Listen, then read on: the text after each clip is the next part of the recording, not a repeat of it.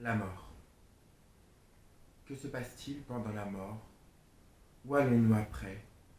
Comment accompagner un proche pendant son passage de la mort terrestre? Comment conserver sa foi en la vie après la mort? Une porte vers l'éternité. Aujourd'hui, je vais lire. Lire ce que j'ai préparé pour être le plus juste possible. Bien sûr, je rajouterai un peu des petites choses. Je fais cette vidéo, et je tiens à le dire en premier, je fais cette vidéo pour les personnes qui ont perdu ou perdent actuellement un proche. Car moi-même, je cherchais des réponses lorsque j'ai perdu ma grand-mère l'année dernière. Et je cherchais à comprendre ce qui se passait réellement. Et donc, je crois que c'est très important de pouvoir avoir d'autres points de vue pendant ce genre de moment. C'est important pour faire son deuil, mais c'est surtout important pour le rappel, pour qu'on se rappelle qu'il y a autre chose. Voilà. La mort est une étape par laquelle nous passons tous. Nous sommes tous, tôt ou tard, missionnés comme accompagnants, accompagnatrices ou accompagnés dans ce passage de l'expérience de la mort. Dans certains cas, la mort n'est pas facile. On pleure de ne plus voir la personne que l'on aime. On souffre à l'idée même du futur sans cette personne. On pleure des souvenirs et de tout ce que l'on aurait pu créer encore.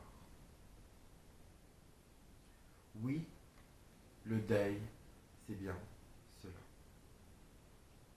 Apprendre à pleurer, apprendre à aimer encore, même lorsque la personne n'est plus là. Apprendre à vivre dans la séparation ultime. Le deuil, c'est aussi l'occasion de réfléchir à l'endroit où est cette personne. Notre expérience humaine est faite de séparation. Nous expérimentons toute notre vie la séparation. Et ces séparations-là sont faites et faites pour nous rendre humains. La mort, cependant, intrinsèquement rapproche. Elle rapproche de l'amour de Dieu, de l'amour que l'on porte à la personne. Elle rapproche de la personne partie. Elle nous permet de replacer la spiritualité au centre. Car même lorsque les yeux ne voient plus, le cœur, lui, parle et entend. Dans le langage des oiseaux, la mort prend un autre sens. On entend l'âme, or. L'âme, oui, elle hors. Elle est hors du corps. Cette simple définition nous permet de voir à quel point l'âme est immortelle. Elle se déplace et continue son chemin de la vie là où nous n'avons pas de réponse. Si les alchimistes qui ont créé les mots pour décrire notre univers ont créé ce mot, la mort, l'âme hors, c'est un signe pour nous faire comprendre que l'âme part, mais l'âme ne meurt pas.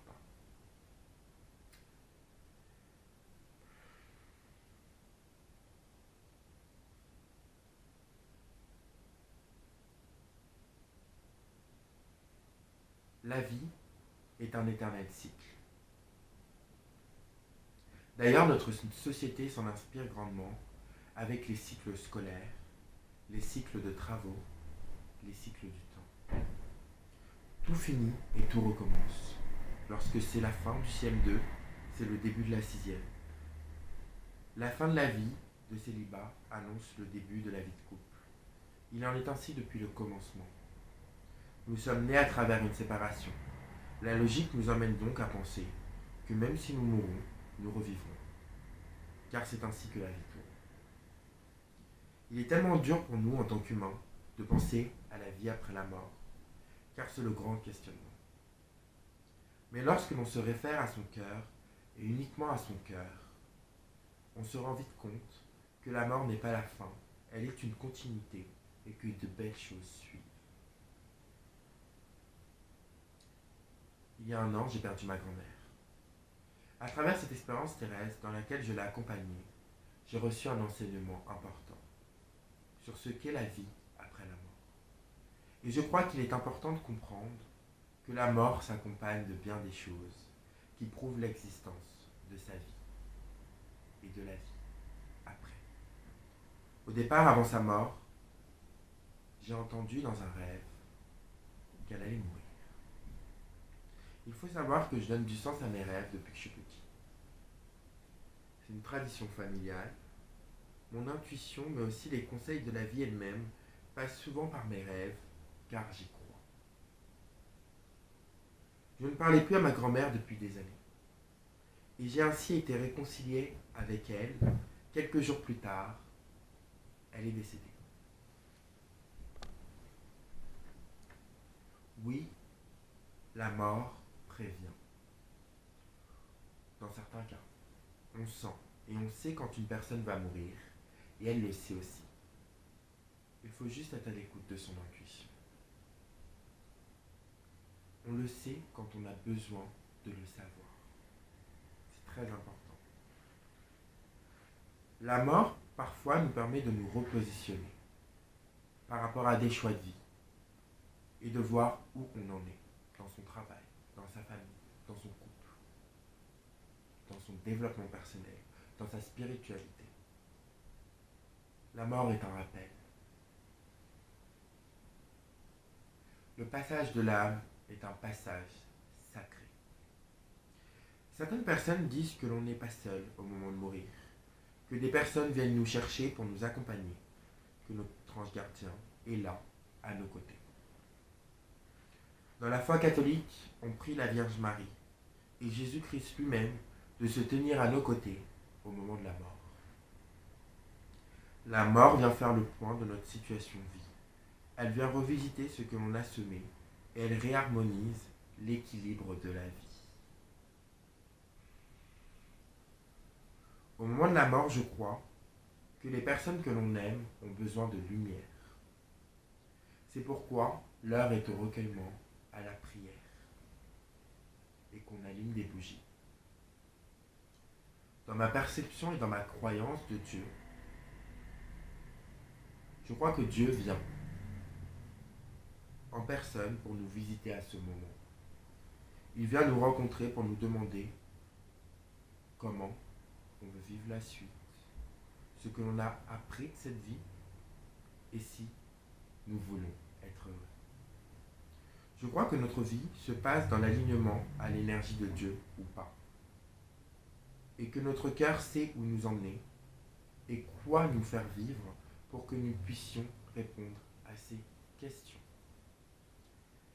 Certaines âmes arrivent devant Dieu en colère, tristes, apeurées.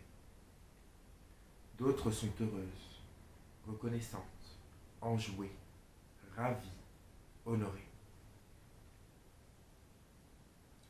Les actions de notre vie et notre prise en main de notre vie spirituelle et de nos ressentis sont le fruit de cet état, de cette rencontre. Je ne crois pas qu'il existe des endroits pour les gens mauvais et d'autres pour les gens bons. Je ne crois pas que Dieu punit par colère et châtie. Je crois qu'il nous laisse libre de rester avec lui, plus ou moins proche. Je crois que Dieu aime tous ses enfants, dans la vie et dans la mort, et qu'il sera toujours là pour nous. Nous arrivons à une étape où ceux qui prient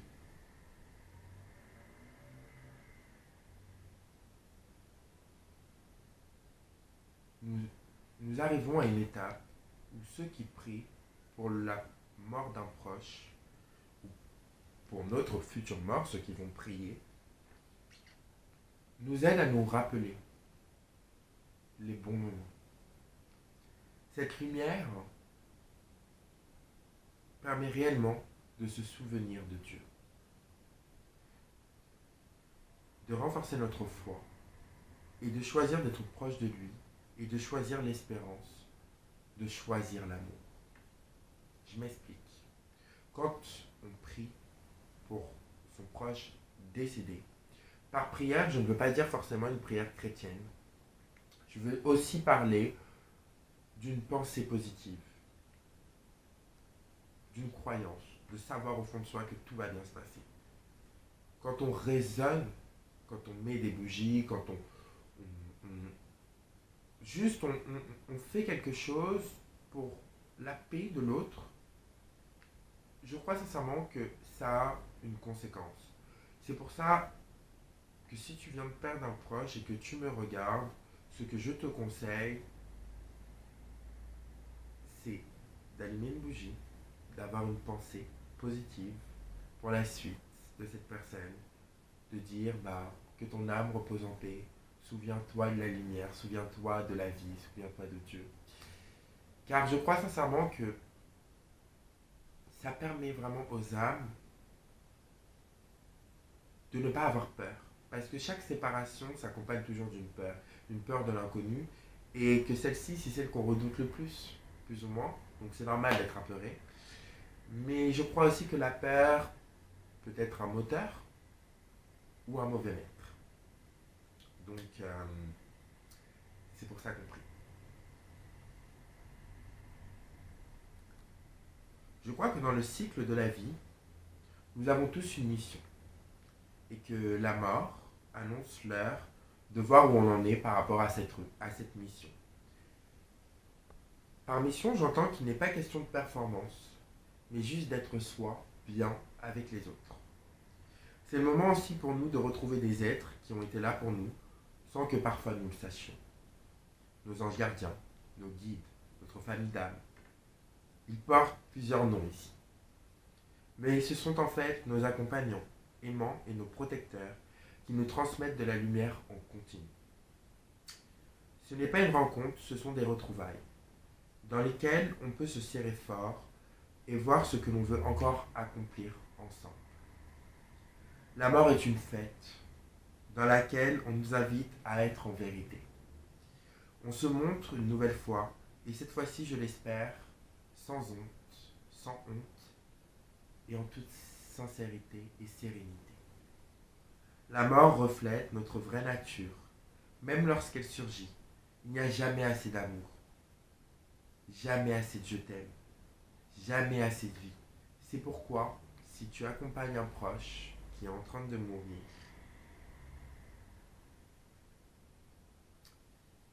aie le courage de lui dire que tu l'aimes. Hurle que tu l'aimes. Dis-lui, je suis là, prends soin de toi. Ton âme est belle, tu es beau, tu es belle. Merci pour notre relation. Reste dans la joie des enfants de Dieu. La lumière est là et tu le sais. Pour moi, les plus belles choses que je pourrais entendre et dire devant la mort, c'est respire. Tu le sais, au fond de toi, c'est enfin le moment d'être pleinement heureux. Après la mort, la vie continue. Et nous, oui, nous n'irons pas tous au même endroit, car nous n'avons pas les mêmes besoins. Certains ont besoin d'aimer plus encore, d'autres de se sentir encore plus aimés. Je crois que la vraie justice consiste à ce que chacun reçoive ce dont il a besoin. Seul Dieu sait. Même lorsqu'une personne nous a fait mal, on ne peut pas la juger car on ne la connaît pas. On ne sait pas qui elle est, ce qu'elle a vécu, ce pourquoi elle est venue sur terre. Et je crois que l'on peut la remercier de nous avoir fait découvrir l'amour inconditionnel. On ne peut pas prédire la destination des autres âmes autant que la nôtre. On peut juste faire ce que l'on sait faire et continuer de croire que l'on fait bien de le faire pour que notre vie ait un sens. Au moment de la mort, je crois que le mauvais du monde est aussi présent. Généralement, il y a la maladie qui nous tente à avoir peur.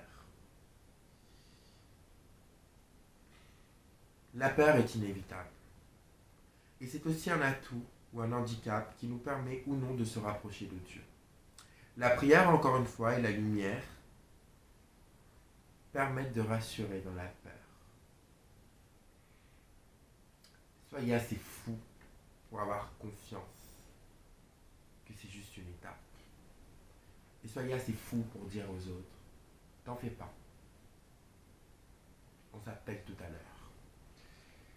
La mort n'est plus un mystère. Il y a une vie après et toutes les âmes se rejoignent lorsqu'elles sont bien heureuses. Pour être bien heureux, on passe par des étapes qui peuvent être perçues comme douloureuses jusqu'à rencontrer en nous et autour de nous l'amour au sens inconditionnel pour lequel on a été créé. Tout ce que Dieu fait est bon. Même si je sais pas, tout ce que Dieu fait est bon. Je sais qu'il y a beaucoup de gens qui vont dire des trucs du genre oui, tu iras au purgatoire, tu feras ci, tu feras ça et tout. Mais tout ce que Dieu fait est bon. Genre, gardez la foi, gardez confiance en la vie. La vie n'est pas décevante. La vie est bien faite, la vie est chouette et elle est porteuse. On a un, on sait déjà en fait, il n'y a pas à avoir peur. Le combat qui se jouera le jour de notre mort est déjà gagné par Dieu. C'est pas la peine d'avoir peur, de paniquer sur ça. Quand on est un enfant de Dieu, on sait. C'est tout. On n'a pas peur et tout le monde sur cette terre a la possibilité d'être un enfant de Dieu. Donc n'hésitez pas à vous rapprocher de la foi, de la spiritualité en règle générale. Je ne parle pas de religion. Je parle vraiment juste de la croyance qu'au-dessus de votre tête et partout autour de vous, il y a une énergie qui dit qu'elle vous aime inconditionnellement et qu'elle vous invite à rentrer dans cet état d'esprit d'amour inconditionnel. La vie, elle n'est pas facile parce qu'elle est faite de séparation, mais c'est qu'un passage. On est venu apprendre sur cette terre l'amour inconditionnel et comment veux-tu apprendre l'amour inconditionnel sans la séparation? Ce n'est pas possible. Donc, autant garder la foi, garder l'espérance. Euh, voilà. Nos proches, des fois, ils sont décédés, mais on sent qu'ils sont là. Hein. On sent qu'ils vivent quand même à l'intérieur de nous. On sait qu'ils vivent, tu vois. Et ça vaut tout l'or du monde. C'est sûr qu'on ne peut plus les voir comme on les voyait, on ne peut plus les appeler comme on les appelait. Mais c'est aussi ça, accepter la vie. C'est aussi accepter qu'elle est tellement éternelle qu'on se retrouve ou pas, on se choisit ou pas pour la suite, mais dans tous les cas, on n'est que de passage sur Terre. On n'est que de passage sur Terre. Et oui, la mort rappelle l'essentiel de la vie, c'est l'existence.